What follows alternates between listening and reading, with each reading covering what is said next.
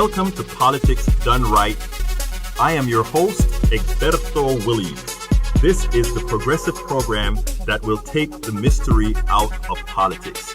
This is the program that will encourage you to make sure government becomes we the people. Whether you are liberal, conservative, or otherwise, you get to air your point of view. Remember, you can also send me a tweet to EGBERTOWILLIES. That is, at Egberto Willies. Let us engage. It is politics done right. 1, 2, 3. Well, folks, welcome to one more edition of Politics and Right. I'm Egberto Willies, your host. Thank you so kindly for being a part of the show. We are going to have a great show for you today. I mean, it's going to be one of those interesting shows, and it's kind of a follow-on to our Monday show on tariffs, but with a different tack that we're going to take. And the reason we're going to take a different tack, and the reason why this is so important right now, is because as we speak, the hoopla on Joe Biden continues as being the savior of the Democratic Party. And one of the things that I think we have to do is take a look at all of this with eyes wide open. It is imperative that before we are set in our ways, that we understand what we're talking about and we understand the games that are being played. It is imperative that we do that. And why am I so into this? Why I'm so concerned about this? It is that it simply seems like we never want to learn the lessons taught. It's almost like we never want to learn the lessons taught. And there are a lot of lessons to be learned from what occurred in 2016. And there's another thing that a lot of people are not talking about, what occurred also in the year 2000. In the year 2000, there are many people who just simply do not understand why it is that we continue over and over again to screw up. Now, folks, listen, people are hyperventilating about tariffs right now. They're talking a whole lot about tariffs and how bad they are and what they're doing to Americans, et cetera, and how what Trump is doing is hurting the Americans. Well, if you remember from the show that I did on Monday, I think it was, one of the things I said is so far the Democrats are not playing their hands correctly at all. In fact, there was much that they needed to come out and say immediately as soon as the stock market started to fall. There was much that they should have come out to say, to put it bluntly, to save their hides. They didn't. So in my humble opinion, for all practical purposes, we have lost the narrative on tariffs unless we really start listening to much of what the left has to say with regards to NAFTA, CAFTA, TPP, and all these things, which most of the times we are summarily ignored, both from the establishment Republicans as well as Democrats in power. We have to remember that one of the people pushing the TPP very, very hard was El Señor Obama, and we came out. I've interviewed many people, many experts in the industry. In fact, I have one that I did with, I don't remember her name right now, who is a leader at not Common Cause, but I think it's not Common Cause. It's a leader of Citizens Cause or something like that, who did the whole expose on what it meant for TPP. So what I'm going to do is I'm going to get started with the program. And after I get started with the program, we can go into much more. Now, please remember, folks, this is a call-in show. Give me a call at 646-716-5812, 646-716-5812. One more time, 646-716-5812. The blog of the week is not complete, so it's rather short. It's going to be what we are going to be putting out there at thedailycoast.com for the Monday edition of my front page story. That's what's going to be out there. So I'm still writing it, but I'll give you the pieces that I have written so far. But anyhow, the title of the show today is Status Quo Biden would lose to Trump specifically on tariffs. How does that sound? Does that sound scary? Does that sound like, well, what are you talking about? Tariffs are really in our favor, aren't they? Well, you know what? The truth of the matter is, they are not. We are under the false belief that this is a grand big blunder by Trump. And what I want to tell you guys is something simple. These tariffs are not a Trump blunder.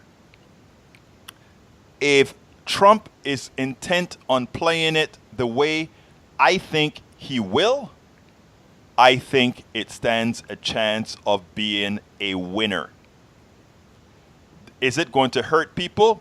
Yes. But can it be a winner with the right narrative? It can. And Donald Trump, in his crazy way of speaking, did it with his interview that I played on Monday. I don't want to play that full 4-minute interview unless somebody asks me to do so. But I think he laid out the case. Donald Trump, that is. I think Donald Trump put out the case perfectly for that the tariffs that he's putting on.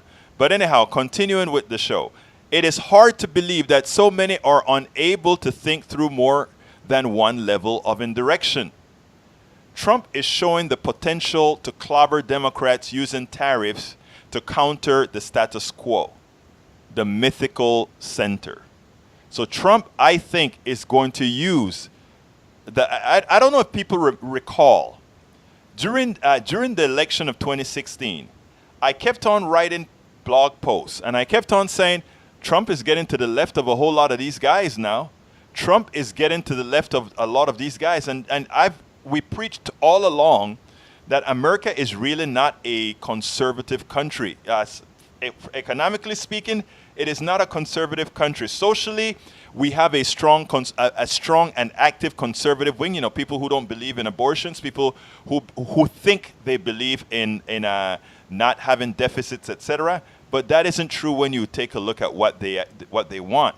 So Trump knows how to, again, being a TV star, not a TV, a real-time TV. What do you call those? A real-time TV guy. He understands how to get people. I mean, he doesn't have to get them analytically, right? He just has to get them at that moment in time. And that's what he does. He gets them in that moment in time to do that. This guy has been such a horrendous guy, both from a social standpoint and otherwise. I mean, we know he has no character. We know he's gone through a lot of bankruptcy. And you ask a Trump person all those questions, and it's not that they're stupid and don't know that those things are true. Most of those things, they do know that it's true. He's still at between 40 and 45%. In other words, he still has people look at that, oh, that's a low approval rating. No, I think that's a pretty damn high approval rating. Okay, so we have to take that into account. Now, Donald Trump gave a short but effective interview earlier this week. You know, a lot of people don't see it that way. A lot of people go ahead and they think, no, that was terrible. You listened. Look, I was astounded. I was astounded by the response from pundits on MSNBC. It wasn't that they were not speaking the truth. It was that they could not. They could not. None of these people could try to visualize it from the point of view of the average American citizen. And when you can't do that, when you are unable to do that, you know what happens? You lose. And for all practical purposes, my brothers and sisters, I think that is where we're at. We are at a position right now where Americans are not Americans, a punditry, especially the left punditry. They are so wrapped up in what is truth. They're so wrapped up in what is morally right and all of that, which, look, I'm wrapped up in those things too. But they cannot see that that is not exactly how you do things to win an election. You have to get to people to win an election. You have to get to them before you can convince them. But if Trump has that way of getting to them first, which he does, then my question to you is, so what? So what? Hello, Jay White. How are you doing today? Let's see.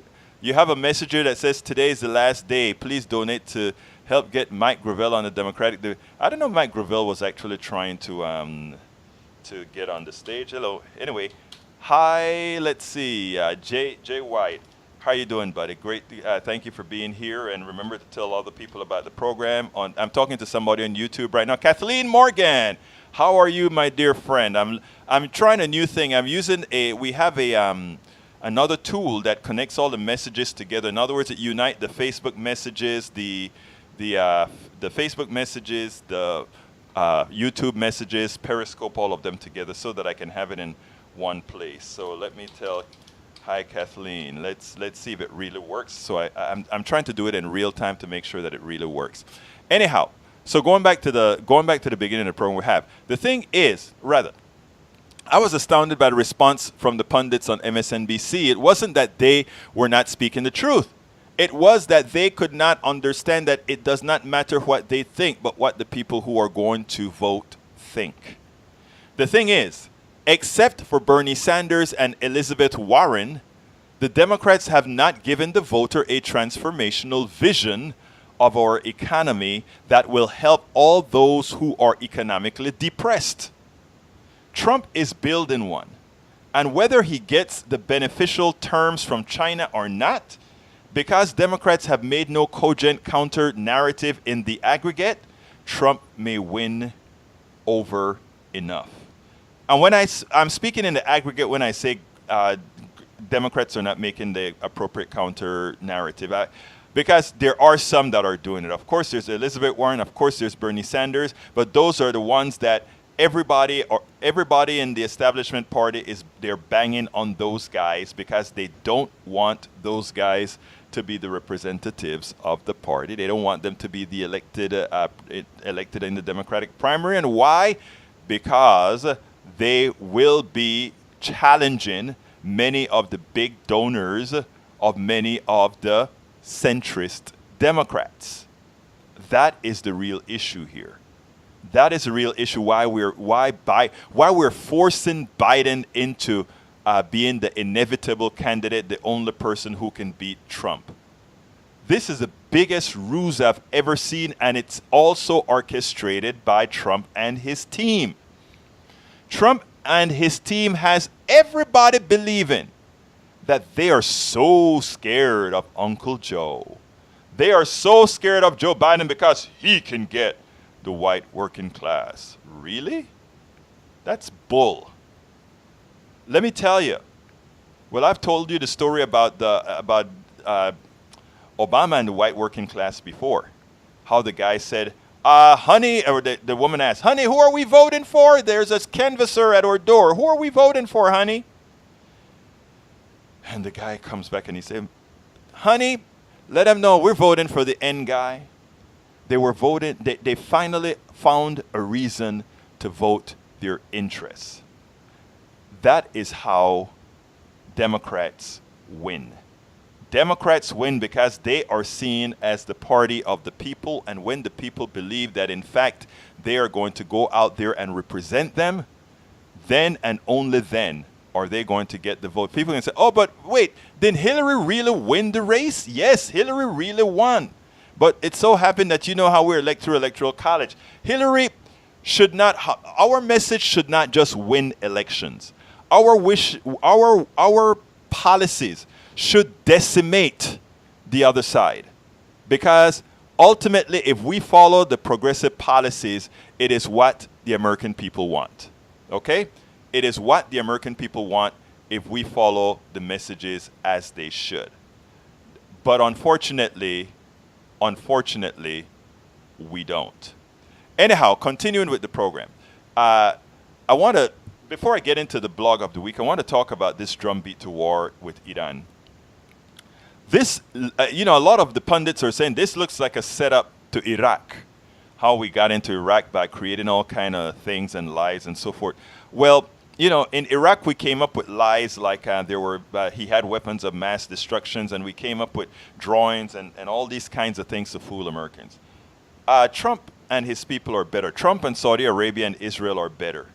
They get a few Saudi Arabian super tankers in the middle. And this is now, let me just tell you, because I only give factual information. But when I'm speculating, I also tell you that I'm speculating. I'm speculating right now. And my speculation is there are a number of things that America is doing to try to entice an Iranian war. One, they sent a fleet into the Gulf. And the reason they did that is they want Iran to be prepared and believing that we are coming to attack. That's one provocation. The second provocation is to bomb their own tankers. This is speculation now, but it makes no sense on Iran's part to encourage the bombing of Saudi Arabian tankers or anything going through the Suez Canal or going through the Persian Gulf. It makes no sense. It doesn't make sense at all. So those bombings that occur to disable those, to damage those ships, rest assured, it's another trick thing that they're doing to try to entice a war. There's nothing more that Trump wants right now. And 202, let me get to you right now. I think that may be CC. Okay, you're in politics and right. Who am I speaking to? Hello, Rudy Sutherland. Rudy, how you doing, Rudy? Yes. Great. All right. I wasn't done with the entry yet, but do you want to add something before I continue? No, listen. I you were talking about Biden, right? And I really, I see exactly what the angle is. Mm-hmm. This is, it's like the Democrats can't stop tripping over themselves. Exactly. They can't stop stumbling over themselves. You've got the golden opportunity. A golden opportunity, in my opinion. Right. To get rid of now listen, we needed Trump. I told you this several months ago. Right. I said, you wanted Trump because what he did was he brought the roaches out into the middle of the kitchen with the lights on. Okay. So we've got a baseline. So then you turn around and you say, okay, how do we then recalibrate the country, right? Yes. Based on what we know the definition of it is, because when all of these racists and all of these the white nationalists and all of these folks came out proudly. And it was before this happened, before Trump got into office, it was all vaporware. We didn't know it was smoke. We could smell it, but we couldn't see it. Right. But now we can see it. All right, so we're soberly in place. Then you expect that the Democratic Party is going to say, okay, we're going to be the adults in the room. We're going to present a united front towards getting things back to a stabilized position. And what do? You put 20-plus people out here running for office. Now, I'm all for democracy's sake. But I think what we're dealing with right now is ludicrous. This is ludicrous. There is no way Joe Biden, as old as he is, the guy will probably die, and I'm not wishing this on him.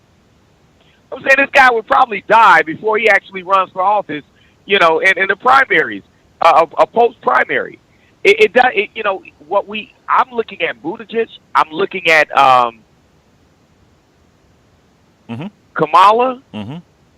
I'm looking at, these are people that substantively can run for office and actually accomplish something. Let me tell substantively. You. Let me add to that. Okay, like I said, like I've told many already. Right, every single one of those Democrats that are running or an improvement to what we have and would have policies that are better than what we have.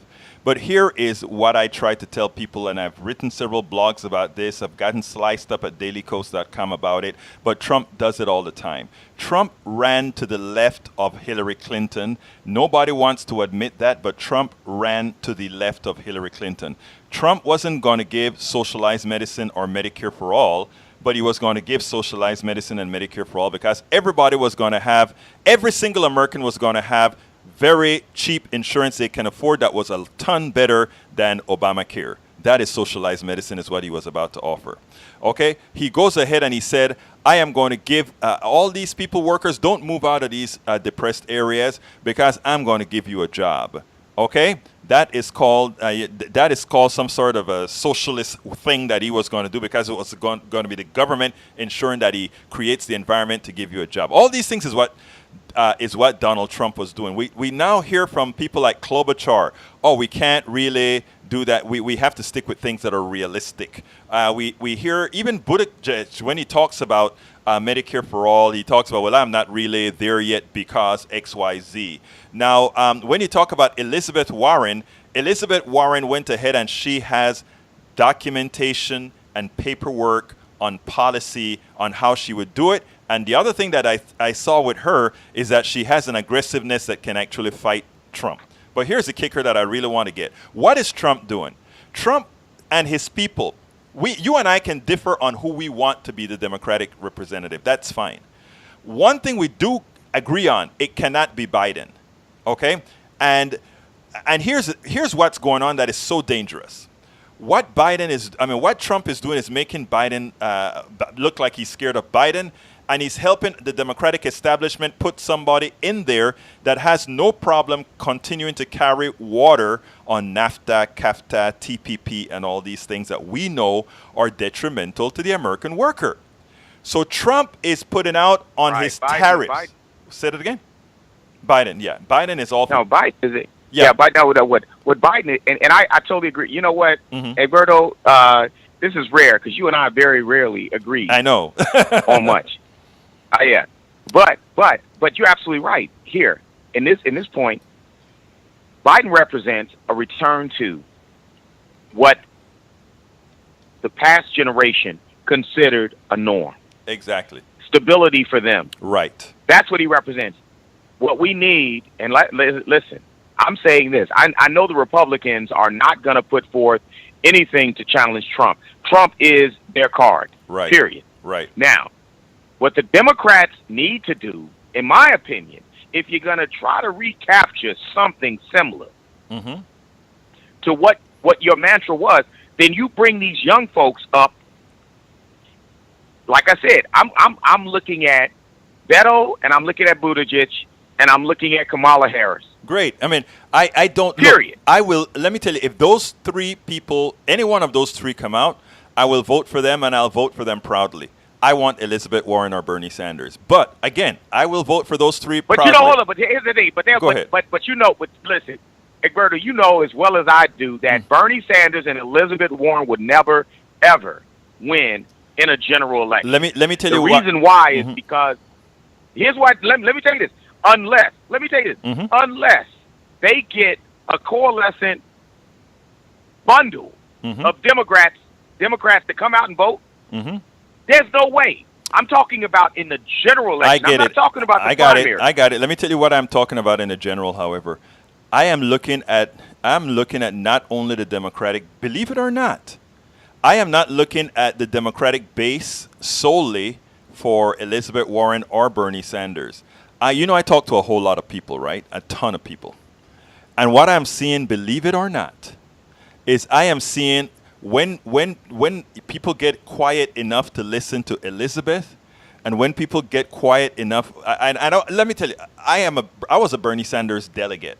So I have sort of an affinity, a loyalty to Bernie Sanders, but deep in the heart, what I really want is Elizabeth Warren. I want a woman to be president. I'll be blunt. I want a woman to be president. I would vote. Hold up, Egberto. Yeah. I would vote. Listen, I would vote for. Listen. Yeah. To be clear, I'm a pure capitalist. Right. I like what Elizabeth Warren is, an intelligent, right, well thought out politician. Mm-hmm. The problem that she has is her brand, is that people don't hear what she says. What they look at is what they think her brand represents. That's America, man. In this country, I am with you. We don't listen. We don't read. We don't listen. What we do is we look at the brand first, and that puts a certain level of cloud over how we Rudy, use. Like Rudy, let me stop you a second, because you're right. You're absolutely right about how we brand. I'm not going to discuss that with you because you're right. But let me tell you where I'm at. I am for having a robust primary, right? Where Elizabeth and all these people really go out there. And then based on how I see the other side respond to the Democratic primary would tell me, right? I mean, I'm no fool here. If after the Democratic primary gets real settled, it seemed like Elizabeth or Bernie or some of the more progressive folks simply, we just aren't there yet with the electorate, I will do what has to be done. You get what I'm saying? Just like I did what had to be done after supporting Bernie and being in Philly as a Bernie delegate, I came out full cocked for Clinton. I did my part.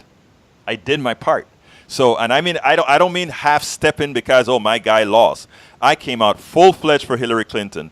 And I came out, and I will be full-fledged for whoever the Democratic Party is. I am trying in the primary to move it as progressive as I can, as progressive as possible who will vote, because I think platforms like mine, which are growing, more people are doing what I'm doing, will be out there, or we're trying to get them out there to do exactly what Trump did. Trump didn't spend a lot of money to do what he did.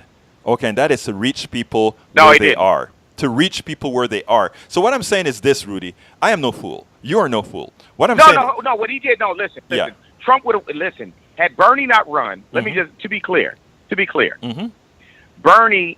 And I was not for Hillary. I did not want another Clinton in the Oval. Right. All right. That was me. But what I'm telling you, objectively, Bernie blew her up. Because if Bernie does not run... He had no way to win. There was no way he was going to win. There's no way he could win now. There's no way this country is ever going to because what at the same time that poor people are suffering, what they do believe, the boogeyman is there, that if you go totally socialistic, which is what Bernie is synonymous with socialism, and we have been, and he's branded that way, even though he's not. The irony is that he's not. Elizabeth Warren is not. But what they've allowed themselves to be is branded as being socialist. So that means that the only thing they could ever hope to win is a primary. They'll never win a general election because let me push back on socialism is the antitoxin to capitalism. I got you. I understand that, and that's why I write what I write, because what I'm finding out is that is true for the generation above 40, 45 or so. Going down below, we have a different story. But even that said, here's the thing that I'm trying to put out with these guys, right? I am saying if we get, first of all, I think the idea that Bernie blew up Hillary is not quite true. What Bernie did is he expanded the Democratic Party. Bernie expanded the Democratic Party like no one would ever imagine. And if you doubt me, take a look at some issues. I have several Green Party people who are now registered Democrats because of the what is the movement that's called? Be In or Bring In movement, or I don't remember the hashtag movement that brought in a whole lot of folks into the Democratic Party. Right. There's a hashtag movement. Right, but wait a minute. But Egberto, listen. All right, granted, I'll accept that, that he expanded the Democratic Party, but what he also did was he bifurcated the Democratic Party at the same time. Because what you don't have is, what you have is, if you got Trump doesn't win with 40% unless the Democratic side of the House is divided. I agree. What you have here is, you got Democrats running against Democrats. If the Democratic Party is serious about taking back ownership, what you do is you coalesce the two. Bernie has to reconcile himself with an Elizabeth Warren. and they come together and say, listen, this is our platform. What Bernie has done is he's done pretty much what was the guy that did the Green Party some time back? Yeah, I know who you mean. The guy who runs all the consumer good. Yeah, I know who you mean. Yeah. And what he did was what you're doing is you divide. That's the only way Trump does not win. To be clear, Trump does not win except that the Democratic Party, as it was back then when Bernie ran against Hillary, and again, it's going to happen again. Okay, because he's not running as a Democrat. It's important that we look at the numbers when you say that. Okay, Hillary lost by 80,000 votes in 3 states. Hillary lost by, and Michael Rudnin said, remember, Jill Stein took some votes away from Hillary Clinton from the Green Party. What we have to realize is 80,000 votes were the difference between what occurred. It's not Bernie, really. It is Hillary not campaigning in Michigan, Wisconsin, and Iowa. That is what it really is. And no. But I'm saying no. All right, you can say that. That's one. Wait a minute. Yeah. I've heard that argument, but I'm saying to you that if Bernie coalesces, if you're thinking about the greater good. You're talking about 2020. You're not talking 2016. You're talking 2020 now. Is right? Right. I'm talking to. If you're thinking about the greater good, what you're saying is right now what they need to do. The Democratic Party. Mm-hmm. You got all these folks wanting to run. You get them in a room, and you listen. Hold your own debate offline. Let's coalesce. Let's come together. We are we're about the same party. Let's figure out where we agree, what we agree on, what we don't agree on. Let's dissect that, and then let's come up with a strategy. The Democratic Party does not strategically move forward. What they do is they tactically move forward, and that's why it's so chaotic. Because there's no way this side of hell. You got 20 people running for president in one party, even in the primary. Do you realize how chaotic that is? Do you realize the confusion that you're creating for the populace? We live in a very complicated society. People don't have time, Egberto, to sit up and listen to 20 people and try to figure out, well, who of these 20 people do I really want to support? Well, we don't have that bandwidth. Look, I mean, we can't stop people from running, can we? No, we can't. But I'm saying as a party, most of these people, meanwhile, that are running are part of the mainstream Democratic. In other words, they're part of the establishment component of the Democratic Party. And so if you're thinking about the party as opposed to your own ego, you're going to say, let's not do this. It makes no common sense. Sure, you have the right to do it, but does it make sense to do it? Those are two different questions. And what I'm seeing is stupidity. You got people coming out. The guy from Montana now is running. The governor from Montana is now running for office. And if you look at their platforms, the only thing that's different is the face. It's ego.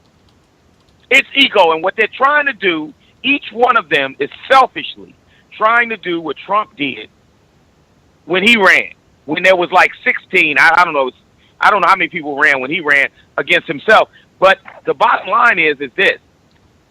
Net, they're going to tire. Here's my prediction. The Democrats are going to tire the entire political process out. And if it comes down to Joe Biden running against Donald Trump is going to win. Period. Rudy, let me ask you to hold a second. Let me ask you to hold a second. Let me bring in another call, and then I'm going to come back to you. Okay, Rudy? Because we have a couple that are on, and I was waiting for one from another one as well. So hold a second. Okay, let's go to 612. Who do I have at 6? Well, let me see. I think 973 came in first. I'll be right with you, 612. 973, are you there? Yes, I am. Who's this? Egberto? Who's this? This is Johnny. Hey, Johnny, what's going on, buddy? Another day in the life of. Yes. I'm loving this talk that you guys are having. I just want to add a couple points to it. I love this kind of talk. This is why it's so important for Beto O'Rourke. This is the first time in decades that the Democrats have an honest shot at winning Texas. I understand that everybody's looking at this from what can they present as far as their concepts. I think Beto O'Rourke, he needs some work on some of his concepts. But see, this is where you're allowed to just take Elizabeth Warren, take her ideas, and you use them. You use Elizabeth Warren's ideas. And guess what? You allow for Beto to grow and evolve as a candidate because he gives you Texas. And I'm going to tell you something. When you just look at the map, winning Texas, that means that you can focus your resources on California and Florida. Listen, whoever wants to run against Beto is not beating him. The only person that can, when I look at the map, I say to myself, it's got to be, from a map standpoint, it's got to be Kamala Harris because she can win California. Mm-hmm. Yep. But we're going to win California anyway, here's right? the thing. We're going to win California anyway. Hold up. Who is this guy? Johnny. Who is this guy? Johnny. Man, Johnny, you are hitting it. Man, you're hitting it. You're nailing it, man. Because listen, you're nailing it. That's what I'm saying. It's ego. If they were smart, they would coalesce around. They would strategically. What you're talking about is strategy. You're saying, look, let's get Texas. If the Democratic Party, yes. One at a time. We haven't had a chance to get Texas hasn't really been in play. And remember, the Republicans have historically been able to grab Texas and then just bulldog their way right to the White House. From LBJ, you can think about all the great ones, not great ones, but the ones who were able to get the presidency. Because at the end of the day, from a strategic standpoint, look, I love Elizabeth Warren. She's got some great ideas. But at the end of the day, she doesn't have Texas. So the question is simply I have for you guys is, are we willing to be patient to allow Beto to evolve? And I'm going to tell you something. I like Beto, and really the thing that nails it for Beto is he grabs, let's say Beto for president, and then he grabs somebody like Kamala Harris. Now I'm not a huge fan of Kamala Harris. I'm not a huge fan, but that ticket right there, California. Right, that's California and Texas right there. And you tell me that Trump has a way to the presidency without Texas? But see, Johnny, he can't win the presidency, man. Johnny, he can't win the presidency. Okay, Johnny and Rudy, let me bring in somebody else. Okay, so let me put you two on hold for a second here. Let's hear another point of view. Johnny, you a spot man. Listen, brother, I'm telling you. You hit the nail on the head, man. Okay, 612, let's see. 612, come on in. Yes, thanks for taking my call. I just wanted to offer a different perspective because I can see you guys are clearly all on the Democrat bandwagon here. I just want to let you be clear. No, I'm not. No, this is Rudy Sutherland. I'm not on the Democratic bandwagon, just to be clear. No problem, Rudy. My name is let him Rudy speak. Sutherland. Fine, Rudy. Let him finish, Rudy. Thanks. Okay. Thanks. Go ahead. What's your name, sir? My name is David. Are you the my Ethiopian truck driver? Yes, sir. Okay, thank you, sir. Go ahead and make your point, sir.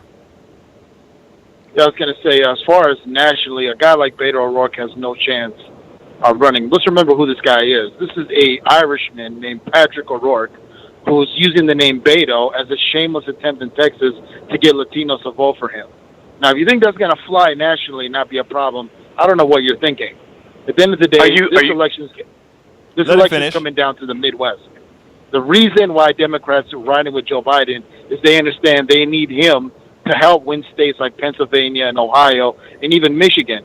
And as someone who's from the Midwest, I'm telling you, Trump has a massive appeal out here. And if you run a Kamala Harris or a Beto Patrick O'Rourke, you're going to get killed in the Midwest. And the Democrats know that. We're not worried about the Midwest. I'm not worried about the Midwest. The pathway to winning the presidency, if you bring me Texas, you bring me California, you bring me Florida, we will steamroll the Midwest. And let me tell you something about the Midwest. The Midwest is making California is going to go Democrat no matter what. A mistake. I agree. Hold on. Okay, I tell you what. Let me tell you. Everybody stop. I'm on to direct traffic, but I want everybody's opinion to be heard and everybody to get a chance to talk. I think you made your point, my friend from Ethiopia. So go ahead and make your point to that now, Rudy. Yeah. Listen, Okay, you say, listen, you got to understand that there are certain states that are synonymous with a win. And what Johnny was saying, the point he was making was he's looking at the electoral votes. The electoral system is still in full effect. And the truth of the matter is that there's an evolutionary process. You know, I've seen where people run in the primaries one way, and then they run in the general at a more broader, from a more broader perspective. Now, Beto O'Rourke has star appeal. I'm looking at him. If he was, they have. Listen to me. Listen to me. One at a time. I'll tell you. I'll tell you what I'm going to do. Let me finish. I'll let you finish, Rudy. What I'm going to do is I'm going to block the mics on the person that's not the speaker. Okay, you're up now, Rudy. Because I don't want any. We do what we do here is we try to have real conversation. So go ahead, Rudy. Hey, Berto, don't block anybody. Listen, I want guys. No, I'm not blocking. I'm just saying I just want one person talking at a time. Only one at a time. So go ahead, Rudy. Okay. And then I'll put the next person on. Right. I'm politically independent, just to be totally clear. What I do recognize is I voted for Donald Trump. To be clear, I voted for Donald Trump because he was the better of the two evils at the time that he ran. I did not want another Clinton. That said, what Donald Trump has done is he has brought into the sunshine all the dirt of this country, all of the negativity in this country. And so we see it. So now we get to respond to it. Now, Beto O'Rourke and that guy out of Indiana, Buttigieg, these two cats represent youth, vitality, and they represent a different perspective.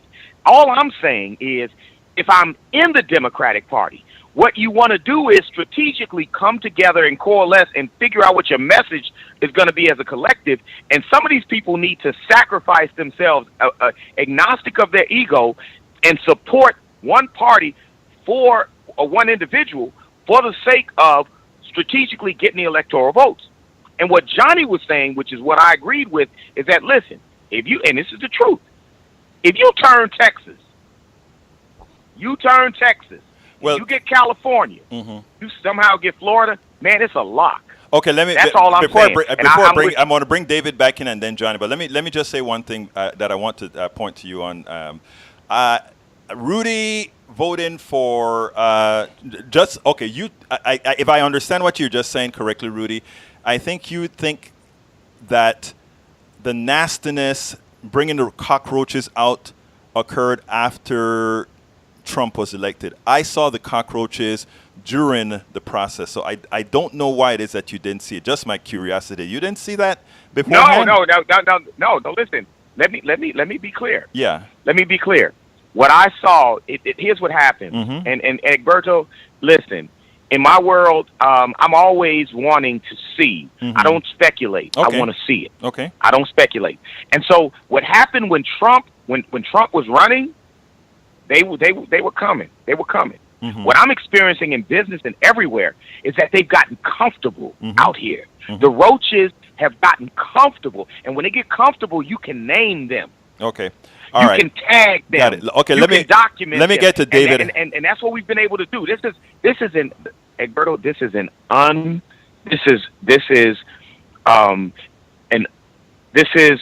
I got you, David. I got time that you can't compare to any other, man. I got you, Rudy. You can't. Rudy, I got you. Rudy, I got you. Let me get David a chance to come in. Come on in, David. You add to the discussion. Right. So I say this as a conservative, and I did vote for Trump, and I'm going to vote for him again. And I'm looking at the Democrats as who's the actual threat here. And if you're telling me, and this is I don't say this to anyone who's liberal or supportive of the Democrat Party, I'm hoping that you guys go with Kamala Harris. I'm hoping that it's Beto O'Rourke or the guy out of Indiana. I'm hoping it's any one of those. Those are easy wins from our side. I'm worried about Joe Biden because Joe Biden is a guy who people in middle America can get behind. They're not going to get behind these wild cards that you guys are throwing out here. The other guy would be Andrew Yang. He'd be the other X factor. Those two are the only threats. These other people you guys are throwing out here, Cory Booker, Kamala Harris, none of them. All of them are easy, and I'm hoping they win because they'll get exposed in the general election. Because in the general election, that extreme left-wing stuff doesn't fly. It works in the Democrat David, let me ask you something, and then I'll kill you in the general. Then I'm going to go to Johnny. But let me ask you something, David. Are you in a truck right now? And I want to explore a few things. Are you in a truck right now? Yes, I am. Okay. Do you listen to a whole lot of AM radio? No, I don't. You don't. Okay. Well, that blows my theory. Okay. Thank you, man. Let me go to the other caller. Go ahead, Johnny, and I think it's time for you to add to the discussion, giving everybody a point. Let me just clear up a couple things here. Uh-huh. If you're going to, you have to look at this through the lens of game theory. And game theory means that instead of looking at their concepts, we have to look at how they're going to be able to attack the Electoral College. And so I know everyone's sitting here saying that Beto doesn't have a chance. He absolutely has a chance, because one of the things that Rudy is a smart guy. He made a great point. Sometimes it's not about what's being said, it's about the brand. When you look at Beto O'Rourke on stage, he looks the part. He has presence. This is a process. Everyone is expecting him to be perfect right now. It doesn't have to be perfect right now. He is going to be allowed to evolve.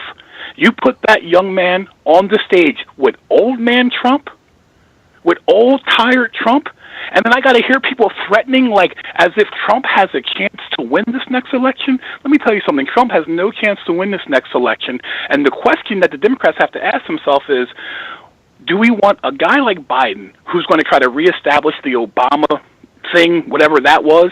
No, we don't really want that. We want a different direction. So Beto O'Rourke gives us the best chance to really reestablish what the Democratic brand is. And so all these people that are like questioning whether or not he can evolve, give him a chance. And I'm going to tell you something. Texas is in play. All right, if you're a Democrat, let me get a piece now. You have to keep Texas in play. Let me get a piece in here now. I listen to every single thing that every one of you say. First of all, I think that the majority of the Democrats running, the major ones that is, I think they all can win. I think Beto can win. I think Buttigieg can win. I think Kamala can win. I think what's her name, Elizabeth Warren can win. I think they can all win under the right circumstances if we coalesce around these people. Now, as far as I am concerned, the policies that I'm looking for, I am looking for very specific policies to help people. Everything that I heard from Rudy, and Rudy, I'm going to bring you in next, but everything that I heard from Rudy, first of all, let me talk about David first. David is a conservative, and David said the things that I expected David to say. I completely disagree with what David have to say with regards to, Trump, there's none of these guys that can beat Trump or whatever. I think Trump is vulnerable if we hit Trump where Trump needs to be hit. The problem is when we go from an establishment point of view, the average American citizen does not see somebody fighting for them on specific policies. We are too superficial. We have one superficial guy again that tells Americans everything they think they want to know already. Think about it. When I said Donald Trump ran to the left of Hillary Clinton, that's what I mean. He ran on healthcare, socialized healthcare, but he didn't call it that. He knew how to frame it. He ran on a job for all, but how did he do it? He knew how to frame it. When he tells you not to leave your house, I'm going to make sure you had a job. I'm going to use strongman tactics to get you a job. I'm going to force General Motors to stay there. He did all the things that Elizabeth Warren is talking about when she talks about responsible capitalism. I think she called it accountable capitalism or something like that. I think once you attach the word accountable to capitalism, it's no longer capitalism. It is free enterprise with controls, but that's a different story for a different day. So that is my thought. My thought process is, in fact, that the only person that's going to win is somebody who does not allow Donald Trump to get to the left of them. And right now, he has started the process. When Donald Trump talks about tariffs, it's a winner. I mean, right now people think about it. It's a tax on the average American citizen. It's a tax on the farmer. Yeah, the farmer can't sell soybeans. So what does he do? He takes all the money that he's collecting from all of us and he's redirecting it to the farmers with a $15. He says, I am going to look for the highest payment on soybeans and all these things you've ever had. And what I'm going to do is take all that money that I'm getting from all the Americans, and then I'm going to give it to you farmers so I won't lose your vote. Donald Trump. Right. I'm not done. I'm not done. Here's the other part that he's doing, and this is very important. And the tactics that he's using is extraordinarily great. He's also saying, I am in this for you. It is true that Joe Biden was for TPP. It is true that Joe Biden was for NAFTA. It is true that Joe Biden was for CAFTA. And it is also true, and this is me saying this now, it is also true that all those policies are responsible for reducing the average wages of the American citizen. So therefore, whether he's not going to do anything about those things, his new NAFTA is not very much different than the old NAFTA, but he knows how to market. Earlier, Rudy was talking, and I'm taking the liberty to speak a bit more now because I made you guys go on for a whole 30 minutes. But here's the deal. He made NAFTA, gave it a different name, then he lied to the American people, and the Democrats didn't come back against that, and because they can't come back against it because they're for NAFTA. So the Democrats are for the establishment Democrats, that is, they are for these policies that also hurt the American, the middle class American wage earner. So they don't have a comeback, and that is a problem with Biden. Look, Donald Trump is for the rich person. He's for the rich person that talks left without calling it left. And that is ingenious. That is a genius move. Let me get back to Rudy so he can answer that, and then I'll go back to David. Come on in, Rudy. Let's see. There we go, Rudy. There you go. Okay, man. Listen, I apologize, man. It's just you were hitting so many bullets, and I was like, man, I wanted to interject while you were hitting that bullet before you went on to the next thing. But here's the thing. Yes, sir. No, but this is the frustration that I have. Mm-hmm. The Democratic Party will not address him head on, point for point. Exactly. Like you are correct. You are correct about that, sir. Point for point. If you say that is the problem. None of these, they think that they're going to run this when, you know, I go back to Michelle Obama with that we go high when they go low. Man, you got to get in the gutter. This guy is a gutter rat. He is a gutter rat if I've ever met one. I'm from Chicago, Illinois. I know what a rat looks like. We have the biggest rats in the world, and this guy is one of them. Right. And when you get down in, you got to get in there with him. Point for point. He's saying tariffs, on the tariffs. Mm-hmm. Why hasn't any one of the candidates said, on the Democratic side, said, listen, bullshit. Excuse my French. Bullshit. We're paying. And you got to play the long game. Tariffs don't last forever. So when somebody else gets in and removes them, then what? This guy is playing a short game. He's playing checkers. And not Rudy, one of the Democratic candidates. First of all, that's all he has to do, because the problem with the Democrats is a lot of these policies that Trump supports himself, they support as well. I'm talking about established Democrats, sans Sanders, sans Yang, sans Warren, sans a few others, but they support it. Let me bring David back into the discussion, and then I'll come back to you guys, and then we have to close her out. Man, you guys took my whole program, and now my blog of the week, all of that is gone. All right, come on in, David. I want to hear your conservative point of view, my friend. Right. So what's going on now is there's the game field, the whole game plan has changed. Mm-hmm. You have people on the right, not just in America but worldwide, because you see a lot of right-wing leaders winning elections everywhere. We're seeing that, like what happened in Brazil. You're right about that. So what they've done is they've adopted what's called right-wing populism, and they took in what's popular from the left, like you mentioned, protectionist trade deals, national health care, things like that, put their spin on it, and have rejected what's unpopular from the left. There you go. Okay, stop, David. Social engineering. Stop, you see what I'm saying? David, stop they right parse there. The two. David, stop right there. Stop there, and let me tell you why. I have to run to a new caller that come in, but the reason I wanted you to stop there is you hit the number. You hit what the right is doing. I think it's wrong what they're doing, but you understand exactly what it's doing. I am sorry that it is something that you're for, but we have a lot of time that we can talk about that some other time. But let me bring in the last caller here, because I want to make sure I get to everybody. Okay, come on in. 217, I think, is the call. I don't have your name. Come on in, 217. 217, you're on. Hey guys, how you doing? We're doing fine. Talk to me. My name is Chris. I'm from Central Illinois. I live in one of the most socialist states in America. Our entire economy is plotting and falling down because we want to implement programs that take money from the rich and give to the poor. Now, that was a very cute story with Robin Hood But the difference is that the rich people in Illinois didn't steal the money from the poor people; they earned it. Okay. Now let me just say one thing, and I am going to extend the program a little bit because I just love that you came onto the show and said what you said. I think it is so important what you said. Tell me a little bit about what you think the rich people did that really they earned that money and all that good stuff. I want the path to their richness. Can you explain that to me? Well, we have this delusion, especially around where that a lot of the rich people got their money from an inherited wealth. No, that's not what I think at all. But go ahead. No, I'll tell you. No, I just wanted to get that entire conversation out of the way. They didn't inherit the wealth. What the rich people here did, like Oprah, like a bunch of different other people, our governor, our previous governor, Rauner, and Pritzker. Sorry.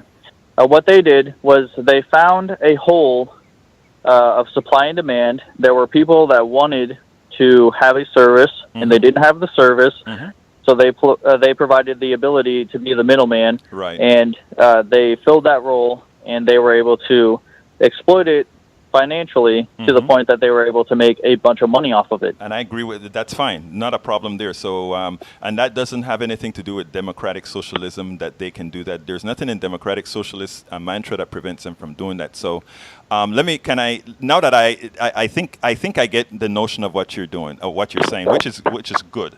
Let me explain a few things to you, and I'd like you to try to look at it on a blank slate from what you've learned before.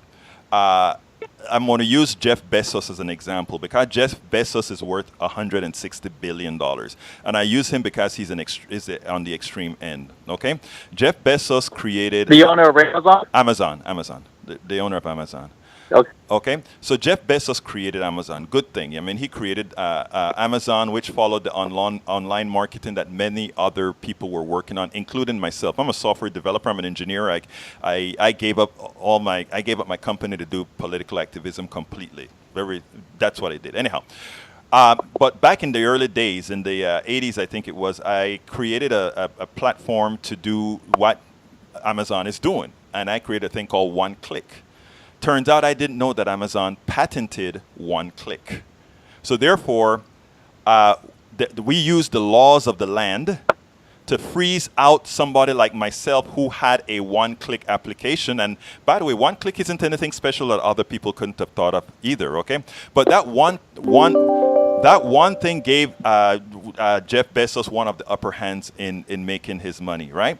The other thing that Jeff Bezos did, right, is Jeff Bezos created one of the best systems in getting products to people and all of that. And for that, you think that Jeff Bezos is worth $160 billion. But let me tell you something. How old are you, if you don't mind me asking, sir? I'm 29. You're 29. And you went to college, I imagine, or you didn't? Yes, I did. You did. Do you? So here's what I have to say. Jeff Bezos, all the great technology from the robots to everything inside of Jeff Bezos's factories, etc., was created by people like you who went to college and paid some of your college, if not all of your college. It was also created by the institution that was built by the taxpayers who educated you. It was also built by having the roads and the technologies of other people to do all these things, right? But because his one idea could aggregate all that intellect and that knowledge, instead of all of the profits from what was built by his idea more equitably being distributed, it was concentrated up to him. That's how it worked. That's how our system worked. That is our economic system. We designed it that way. And the only thing somebody... Well, when you're talking... Go ahead. When you're talking about the major contributors, the very wealthy people, all they did, especially when it comes to, the Steve Jobs, rest in peace, and the Bill Gates and all these other people, all they did was they recognized that there was a hole in our ability to, do all this stuff. Yes. And then they filled the hole by being the middleman. And I don't disagree. I agree with you. Bezos did it perfectly. And I agree with that. But what I'm saying is that does not say, right, that all the spoils that come from that idea is automatically yours, because your idea, that hole that you filled, You filled it with the intellect of many others and the taxes of many others of all these things. Well, let me finish. Let me finish. I made you talk. Let me just finish, and then you can answer. Okay, what that did, my friend, and this is what's so hard to understand when we are all indoctrinated, because we all are to some extent indoctrinated, myself as well, right? So what I'm trying to say that does, right, is you have bought into the idea that if you have an idea and you use all the resources of our economy to maximize your wealth acquisition on that idea, that wealth is deservedly all yours. My philosophy is that wealth, yes, because of how our economic system works, it all goes to you, but we have mechanisms to take some of that back, which we should, because all of the things all the monies that Jeff Bezos have is he could have paid his people higher salaries, which would have made the economy a better economy. There's a whole lot of things that we don't look at because of the hoarding of money. And all I'm saying is I am not taking anything away from the ingenious or the wealthy. What I am saying is our system is ill-designed, and it doesn't make you yourself, Chris. It doesn't maximize your intellect because there is a suppressive nature of having the wealth transfer the way it does right now. That's all I'm saying. I'm saying I give kudos to people who have. I had great ideas. Microsoft created Windows 3.1 without RS-232 communication that worked. I created the way to drop RTS signals in 1 millisecond, and I made a ton of money at doing that. I bought a house and sent my kid through college. But after I gave the company up to do this, I know I'm broke, but that's okay. But what I'm trying to say is this: we ought to not believe that the wealthy somehow is so much different than you are because they particularly had an idea that was capitalized. And that is what I'm trying to teach different people right now. It is okay to work on what you do, but not to take it all. Go ahead, Chris. Absolutely, and the whole difference, yeah, they're not that different from you and me. They're, these people that are billionaires and ridiculously, right. The Bill Gates and the Rubens and all these other people that are just ridiculously out there. All they did was they recognized that there was a hole. Exactly. And they needed to fill the hole. And when it comes to Bezos and all these other people, yeah, I mean, I understand why they would do it. But there needs to be, it's the same thing with politics, it's the same thing with business. You need to find someone who's willing to hop on that grenade and be willing to do the dirty work. But you know what, Chris? I am sure. I always talk about the chosen. When I talk about, we don't live in a meritocracy, we live in a place that's chosen. Let me give an example. You know who Dell is, Michael Dell, right? The guy who created Dell Computers? Yes.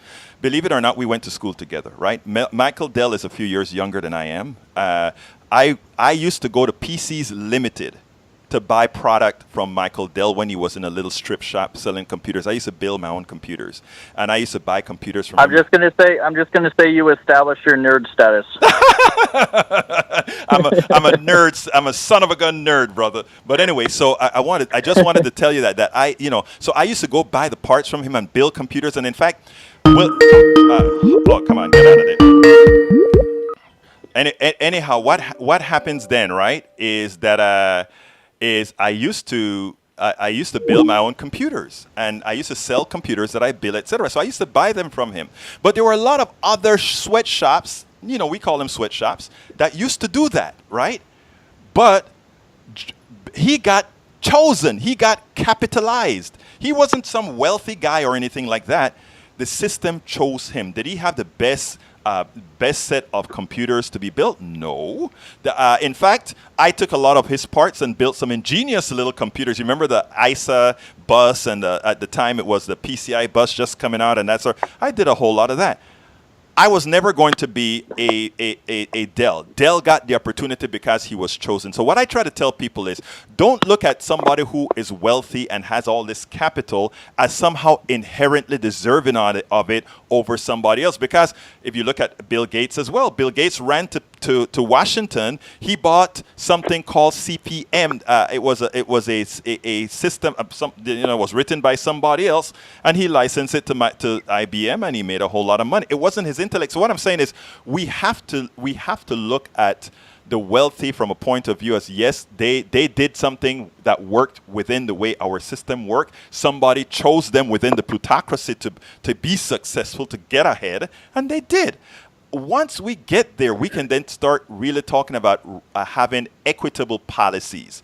And I don't mean, people hear socialism, they get crazy. I'm talking about equitable policy. I believe in free enterprise. I want you to go out there and be able to build like I built my own company. You can build your own company if you don't have one. I want that. But also there's a point where those of us who have pricing power, what that means is the insulin company, because they have pricing power, should they be able to charge whatever they want for what they're doing? No. And people say, well, the market will take care of it. No, that's not true. The mythical market does not. We have to have policies. That's all I'm saying, Chris.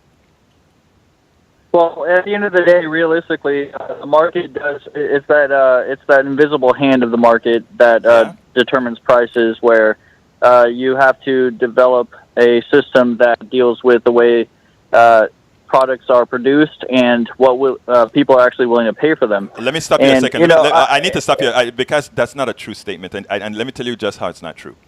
I want to use if you could go to one of my videos called "The Price and Power Insulin." Insulin is on the free market. Insulin only costs, I don't know, $1 or so a vial to make, all right?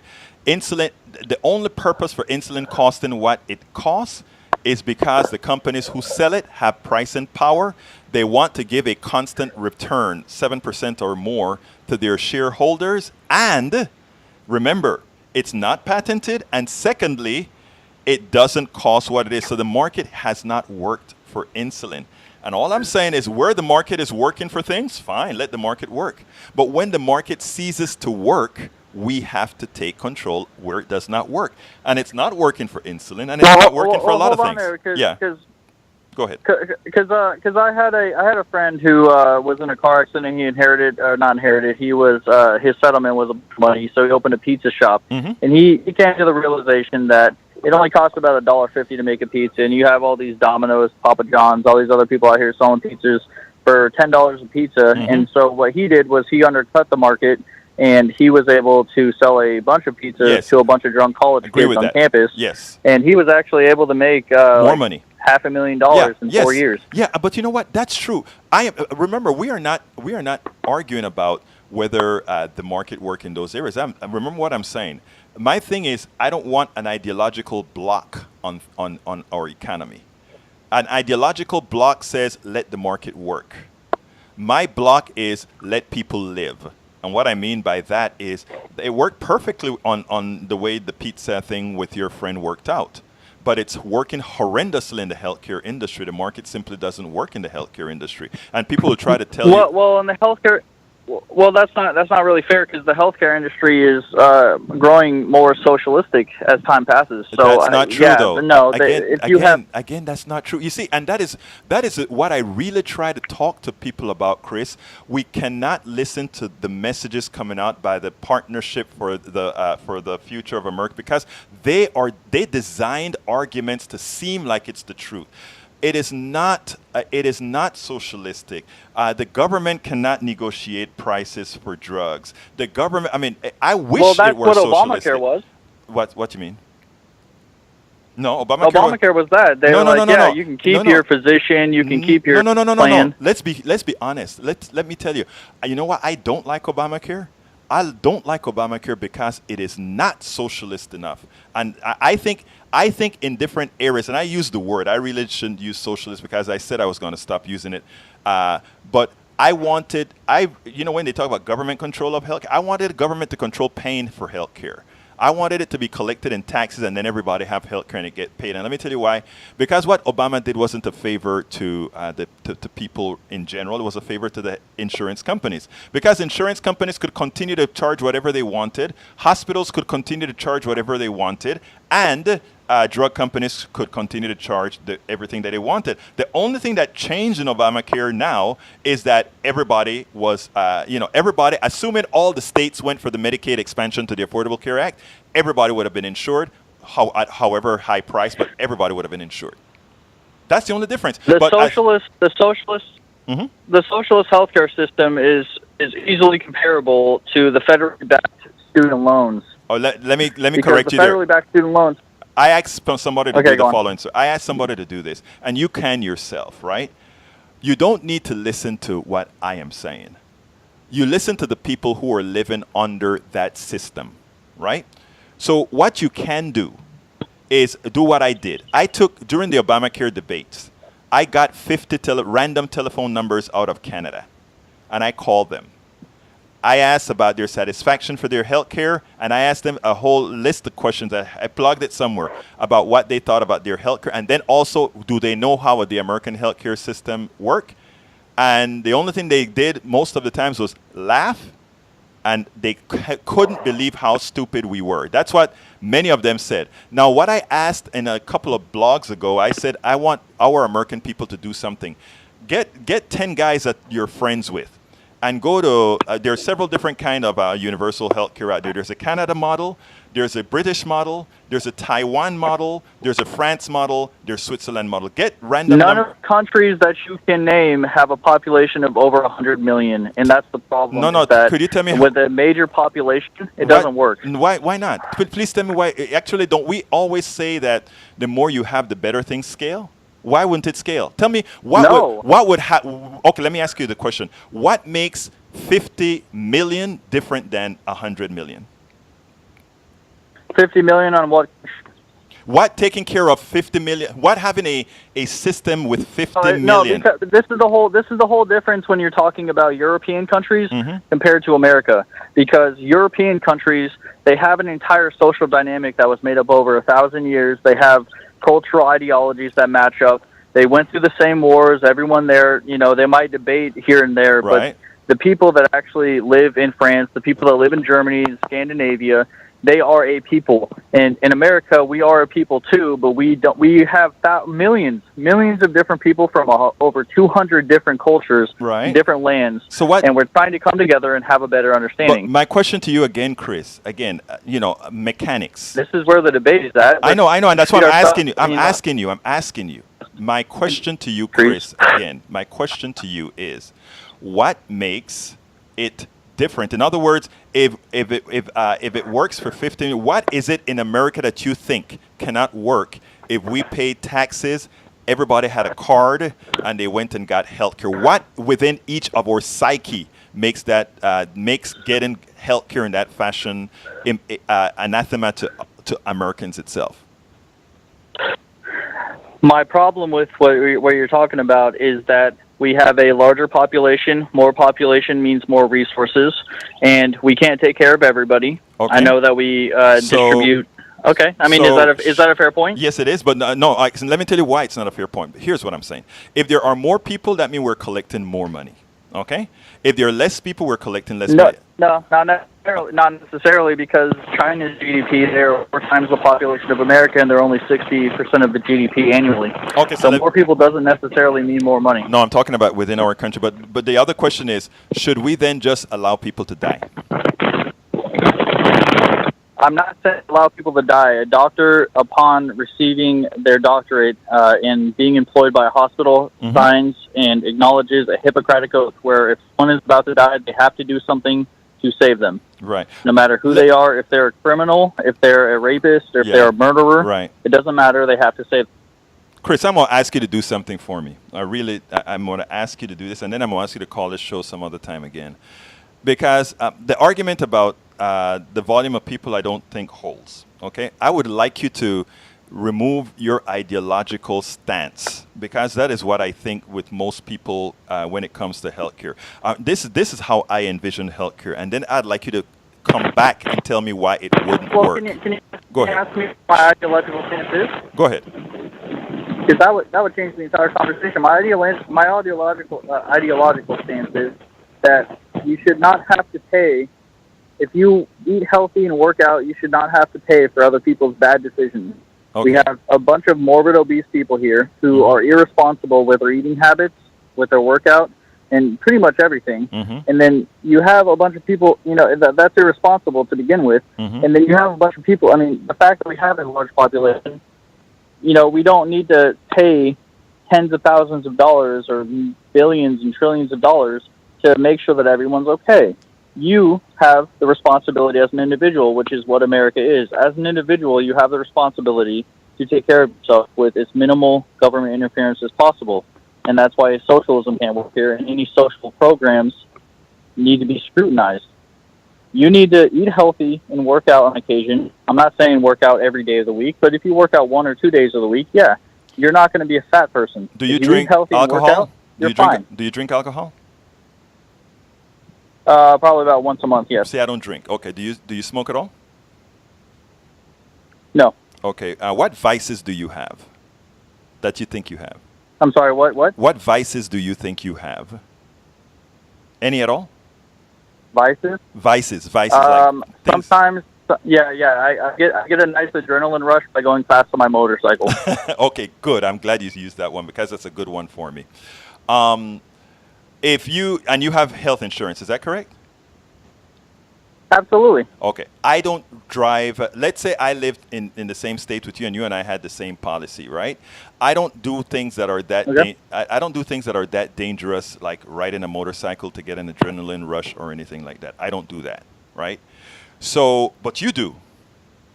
Now. Okay, but there's a difference. No, let me finish. That's fine. That's fine. But you do it every so often. You do it, and I don't do it at all. So suppose I took that stance with you. And I mean, you see, I want people to eat better. I want people to be less obese. I want all of that, right?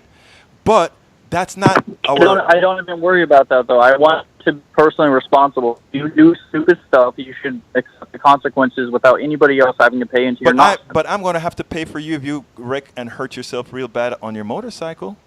You will not. The insurance company, yeah. If you and I have the same insurance company, maybe. Right. I would pay, and that's what I'm saying. I'm saying that I think a lot of the arguments that we make here, right? They're generally. Whoops! What's that noise?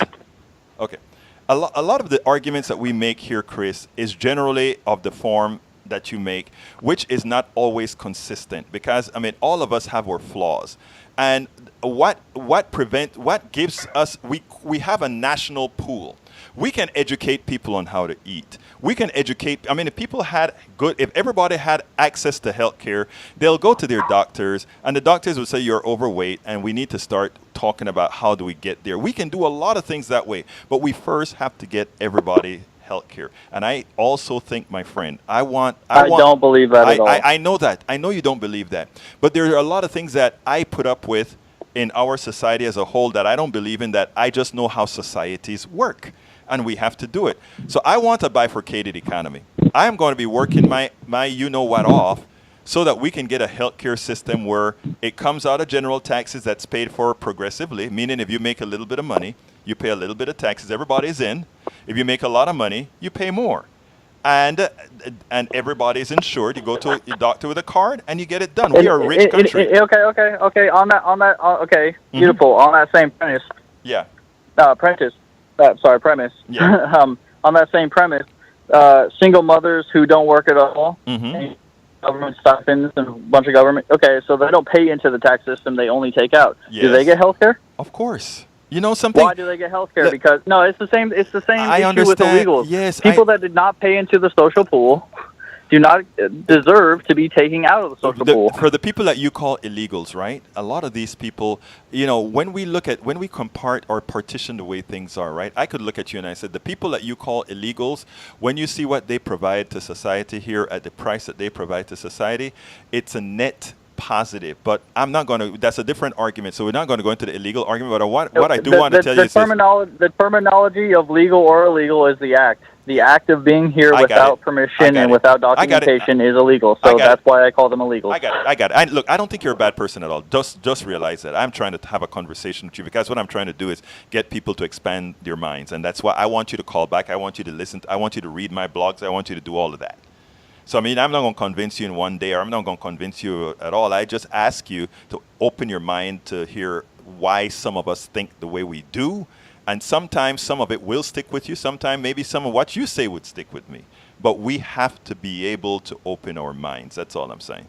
And I hope you do. Absolutely. And go ahead. And at the end of the day, I'm more than happy to listen. And if there's a convincing argument, then I'm more than happy to listen, and I'm more than happy to change my mind. And that is what that is my hope. It's just this utopian stuff is nonsense. I can't do this utopian stuff where everyone's happy all the time. No. It's not about utopia. It's not about utopia. It's about humanity. And utopia, utopia is everything works perfectly every time. The kind of healthcare that I'm talking about, you'll probably go through a lot of pains. In other words, we'll make mistakes doing it. We may find out that a particular thing doesn't work. Look like 202, I'm coming to you next. I'm extending the program for a whole half hour, but I really enjoyed talking to you, Chris, right? Now, Chris, but I do ask you to do something. Go to my site, egbertowillies.com, and read some of the blogs. And, I mean, some of them are going to make, if you have here, I don't have here in my head, but if you have here, you're going to want to pull it out, probably reading some of them. But read it in the spirit that I write it, okay? Because more than anything else, I don't want us to be a 50+1 country. And that's why I speak to everybody. I don't want us to be a 50+1 country. I want us to be a country where we can all say, okay, I'll give. I don't necessarily agree with you 100%, but I'll give. Are you with me, brother? No, sir. I think that if you have a position that you firmly believe in and you're able to explain yourself, I give is not an option. No, it's not and about. I think that if there are people. No. I give means this. I give means the following. If I am able to, even if I don't convince you, but I convince a whole lot of others, okay? You can be an obstructionist all along, right, and make things harder, or you can say, okay, there's just a possibility that I could be wrong. That's it. That's all. Yeah, no, well, I accept that I could be wrong, but I really, after studying history and other empires and other ideas, I really don't think I'm wrong. I'm a bit older than you, my brother. I'm a bit older. I'm coming to you right now, 202, and the person who just hung up, call back again. But anyway, I'm with you. Look, Chris, go to my blog, egbertowillies.com, okay? egbertowillies.com. You see the Twitter, if you go to the Twitter handle, you'll also get to it. Okay? And go ahead and like my YouTube channel, like my YouTube channel and like my Twitter channel, all that good stuff, brother. All right? All right, buddy. Have a good one, buddy. All right, let me go to 832, then I go to 202. Come on in, 832. I'm going way over. Go ahead, 832. Okay, Egberto, yes. You went way over with this guy. I know. And I think that you had an opportunity. You had an opportunity to, I think, impress upon him the fact that, in reality, capitalism is not a perfect system. And what he's I think he said he was like 29. Yeah, he's 29. And so, you are thinking I can remember me at 29. I'm thinking, listen, the sky's the limit. Let's just do this. But what you're talking about is consciousness about the implications on pure capitalism as opposed to actual people living. Right. It's not just a game. Right. And that is what. That's the problem with a lot on the right, though. I mean, it's like I told him, he's not a bad person or anything like that. But I mean, when this stuff has been inculcated in your minds, that's just how it works. And yeah, I may have been able to say a few other things. Hey, you can't get things right all the time now, Rudy. No, I'm with you. No, I'm with you. I'm just saying that again. I could empathize with him. Right. I understand where he's coming from, but the truth of the matter is this, and I talk this every day with the people that I work with. Right. Bottom line is this: we're a capitalistic society. However, it's not an extreme. Right. We have to balance it against what is societally good for us collectively. Right. And that's not socialism. Right.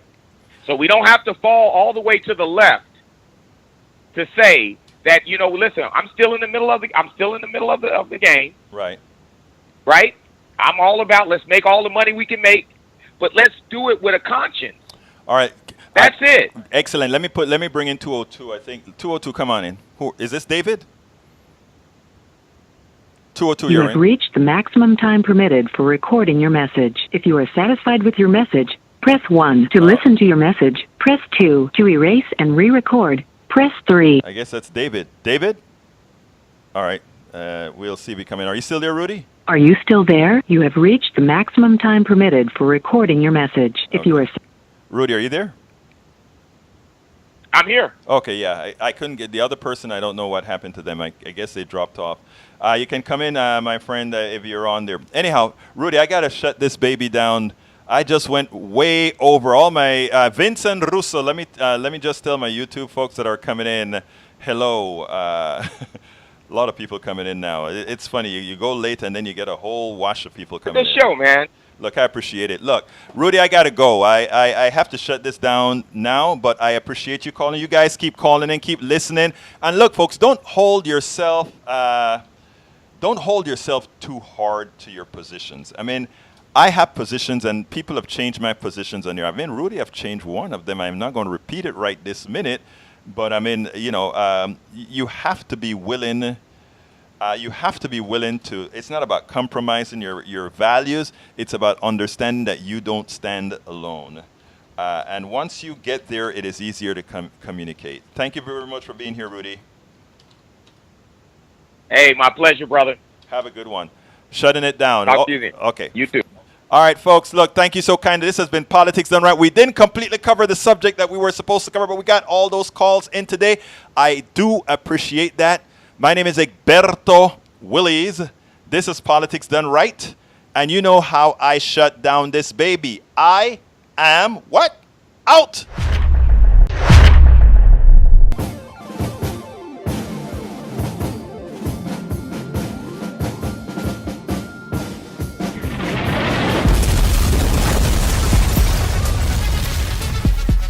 Welcome to Politics Done Right. I am your host, Egberto Willies. This is the progressive program that will take the mystery out of politics. This is the program that will encourage you to make sure government becomes we the people. Whether you are liberal, conservative, or otherwise, you get to air your point of view. Remember, you can also send me a tweet to EGBERTOWILLIES.